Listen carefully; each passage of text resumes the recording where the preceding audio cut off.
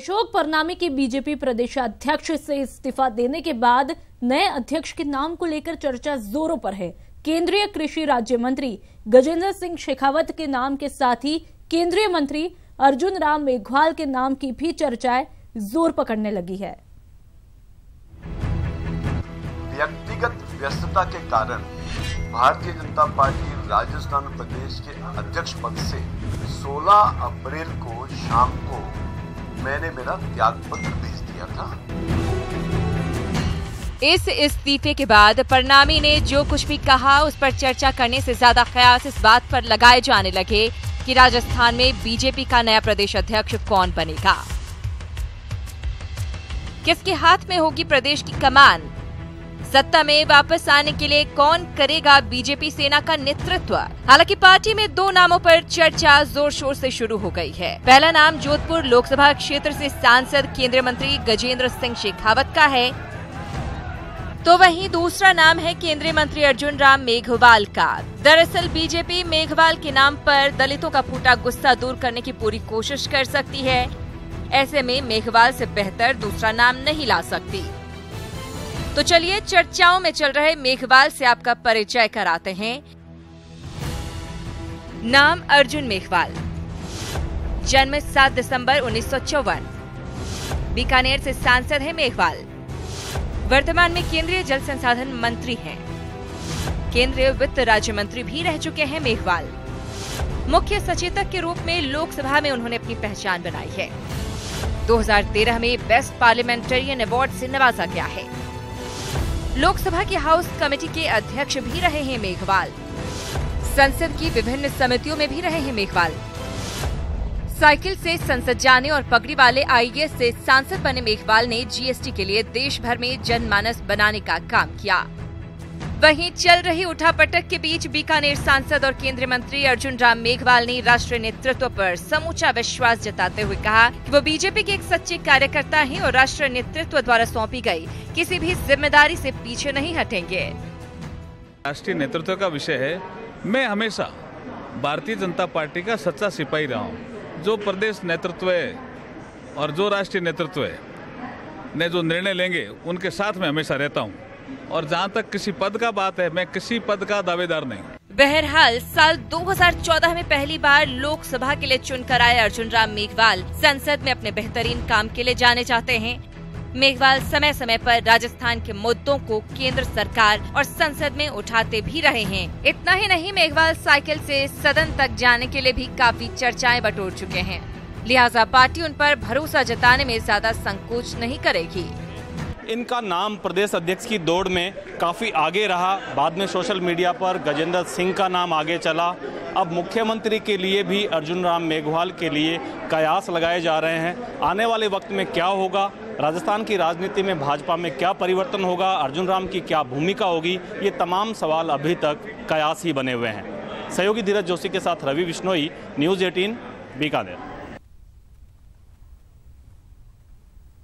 और अब बात करते हैं गगन शक्ति की शक्ति की। जी हां, इन दिनों एयरफोर्स अपनी तैयारियों के साथ साथ अपनी ताकत भी परख रही है। ऑपरेशन गगन शक्ति के जरिए आइए आपको दिखाते हैं कि नॉर्थ ईस्ट में कैसी है भारत की तैयारी।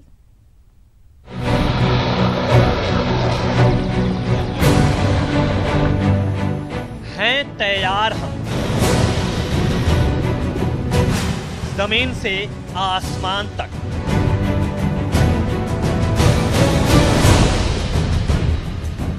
तैयार हैं वतन के रखवाले।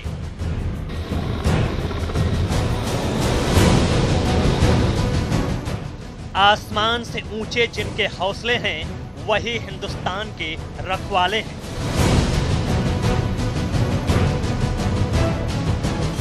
दिन हो या फिर अंधेरी रात हो, अब तो तैयारी पूरी है।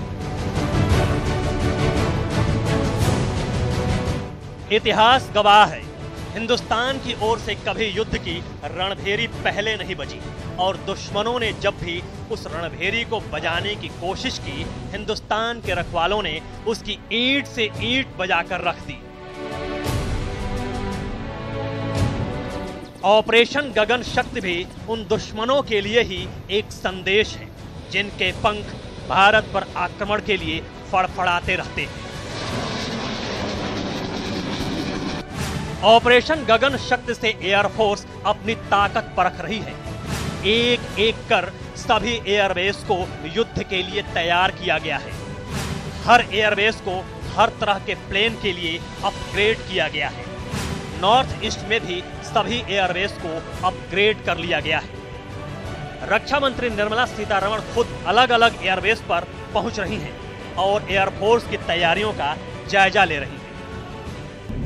एयरफोर्स का अपना ताकत, क्षमता और एयर वॉरियर्स सबका मेंटल प्रिपेयर्डनेस और रेडीनेस को प्रदर्शन हर दिन दिखा रहे हैं। बधाई देना चाहिए। ऑपरेशन गगन शक्ति के दौरान असम के झबुआ एयरबेस पर गुरुवार को रक्षा मंत्री निर्मला सीतारमण पहुंची थी, जहां वायुसेना के सबसे बड़े मालवाहक जहाज C-17 ग्लोबमास्टर, IL-76, C-130, जे सुपर हरक्यूलिस जैसे विमानों की मदद से ऊंचे पहाड़ी इलाकों में जवानों को उतारने का अभ्यास किया गया। इसके साथ ही युद्ध के दौरान जवानों के घायल होने की सूरत में उन्हें किस तरह की मेडिकल सुविधाएं दी जाएंगी, इसका भी अभ्यास किया गया।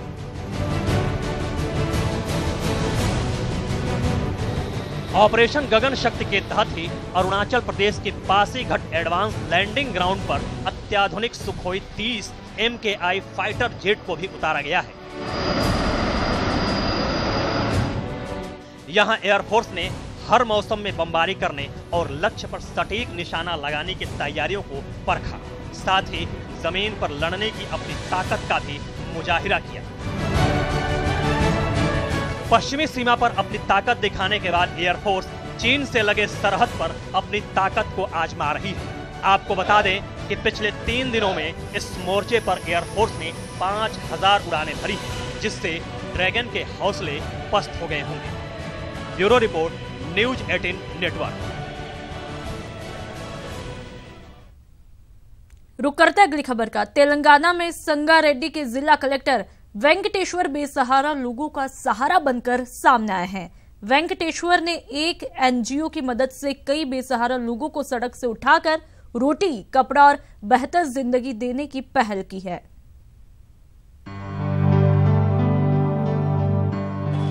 संगारेड्डी जिले की सड़कों पर घूम रहे ये हैं जिला कलेक्टर वेंकटेश्वर, जो यहाँ किसी जांच के लिए नहीं बल्कि उन लोगों की मदद के लिए पहुँचे हैं जो फुटपाथ पर रहने को मजबूर हैं, बीमार और भूख से बेहाल होकर भीख मांगने का काम करने लगे हैं। कलेक्टर वेंकटेश्वर ने पूरे शहर से 8 बीमार लोगों को उठाकर जिला अस्पताल पहुंचाया। यहां से इलाज के बाद उनके रहने और खाने की व्यवस्था की गई। कलेक्टर वेंकटेश्वर की इस पहल को एक NGO का भी साथ मिला है। ఈ టౌన్ రాత్రిపూట కానీ ఉదయాన్నే కానీ పరిశీలించినప్పుడు కొంతమంది అభాగ్యులు రోడ్డుపై పడుకోవడం, నిల్వ నీళ్ళు లేకుండా ఉండడం, తిండి కూడా లేకుండా చలికి వణుకుతూ కనీసం నీరు కూడా తాగడానికి అవకాశం లేకున్నటువంటి ఎందరో అభాగ్యులు ఈ టౌన్లో కనిపించడం జరిగింది. వారందరికీ ఆ ట్రీట్మెంటు, కొత్త దుస్తులు, అవసరమైన భోజన సదుపాయాలు ఇవి కల్పించడానికి ఇక్కడ NGO होम తీసుకురావడం జరిగింది। कलेक्टर वेंकटेश्वर ने जिन लोगों की मदद की है उनमें से कुछ लोग मानसिक रूप से बीमार हैं, तो कुछ को उनके परिवार वालों ने घर से निकाल दिया है। మనకు ప్రభుత్వం తరపున కూడా నైట్ షెల్టర్స్ ఉన్నాయి, అది కూడా ఇప్పుడు కన్స్ట్రక్షన్లో ఉంది। ముందుగా ఇమిడియట్గా ఈ NGO హోమ్కి తీసుకురావడం, వీళ్ళందరినీ ఒక మార్పు తీసుకురావడానికి ప్రయత్నిస్తాము। उम्मीद है इस मदद के बाद से इन लोगों को दोनों वक्त का खाना मिल पाएगा और आंधी बारिश में सड़क पर नहीं सोना पड़ेगा। Bureau report, news 18 network.